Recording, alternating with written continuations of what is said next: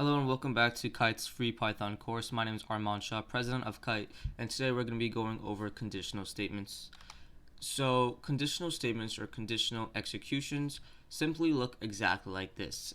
And we actually call conditional statements if statements. But right now, we're going to focus on what an if statement or a conditional statement looks like. And it looks exactly like this. This is a very simplified version of a if statement. And it is exactly how it is read in English. That's how Python interprets it, exactly how it's read in English. For example, this statement says if, which is why it's called an if statement, is because it starts with if. So we're saying if x is greater than 0, then we have to put this colon here, and then we indent. And that indent is very important because if this boolean over here is true, it will execute whatever's in this indent, and this indent is just print x is positive. So for example, let's say x is 10. Now if x is 10, that means 10 is greater than 0. And if 10 is greater than 0, that means this boolean over here is true. And if that boolean there is true, that means it's going to print this.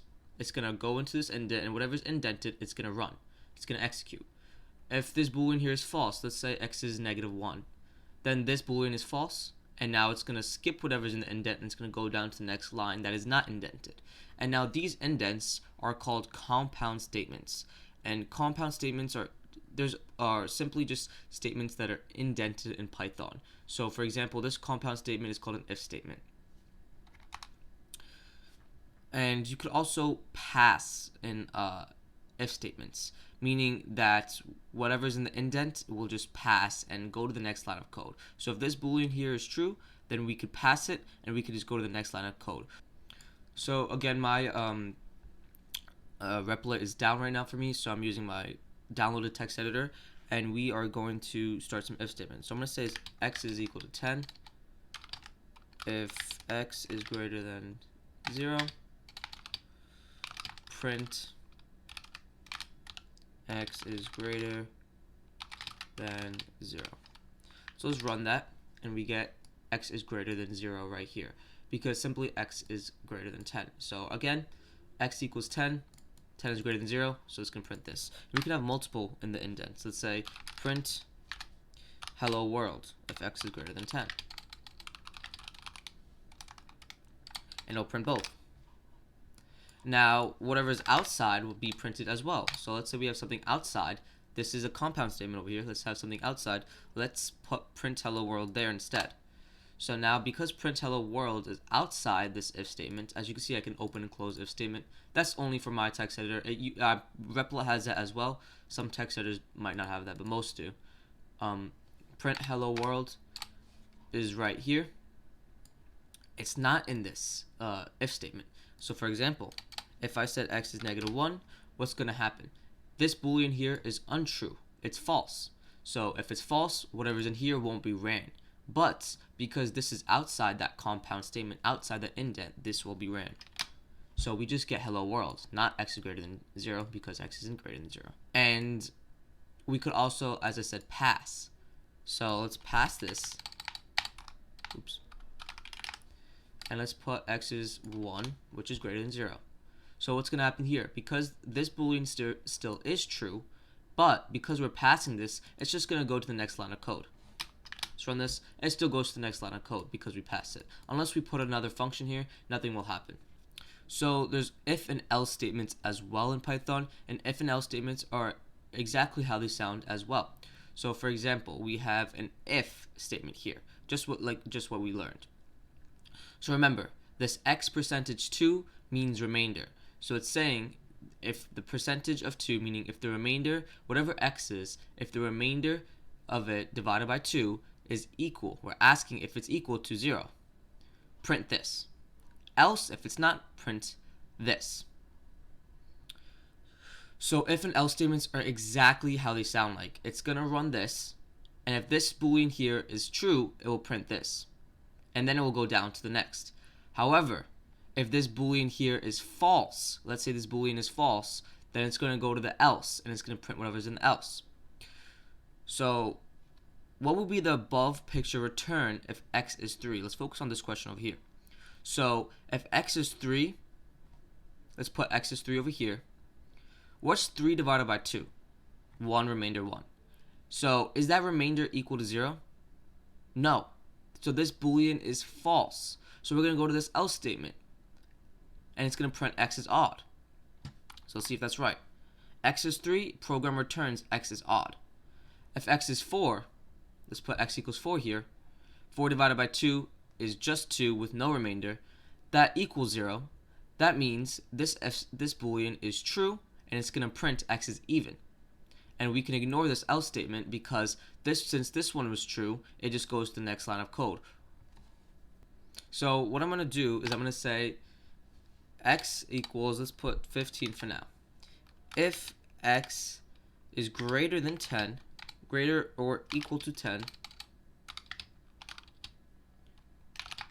print x is greater or equal to 10. Else print x is less than 10. So what we're gonna have over here is we're gonna have what happens here is x equals 15. Let's put 15 in this x. Is 15 greater than or equal to 10? That's true, so it's gonna run this. However, if we did 9, what happens? X greater than or equal to 10, that's false. So it's going to ignore this whole thing, and it's just going to run this else over here. It's going to run this else, and this else is x is less than 10. That's true. So it's going to print x is less than 10. And again, we could have code here. Let's say we could just print hello world here, and that will still run.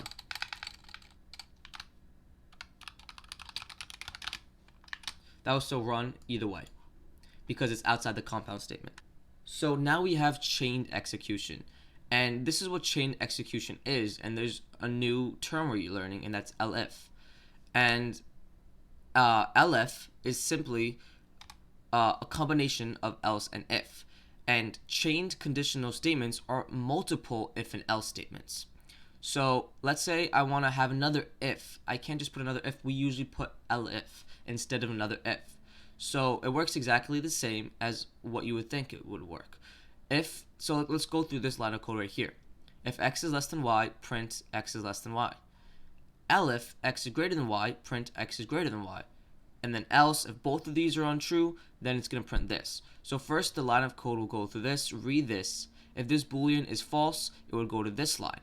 If this boolean is false, then it will go to this line. If one of these booleans are true, then it would print that and go to the next outside the compound statements.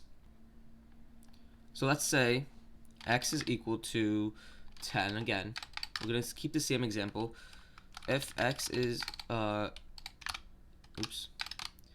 than 10, print x is greater than 10. Elif x is less than 10, print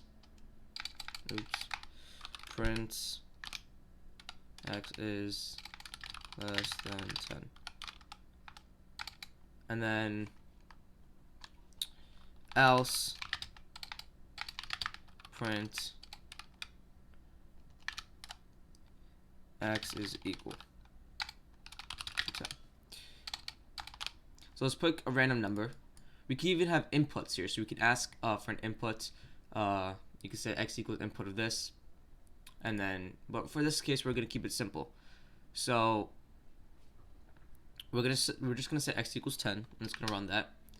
And because x is equal to 10, what happens? Well, first the Python code goes to this line, and it says this boolean is false because x is not greater than 10. So it x's that one out, and it goes to this next elif line. It says this one is also false. So let's x that one out, and now the only one left is the else statement. So it prints this automatically.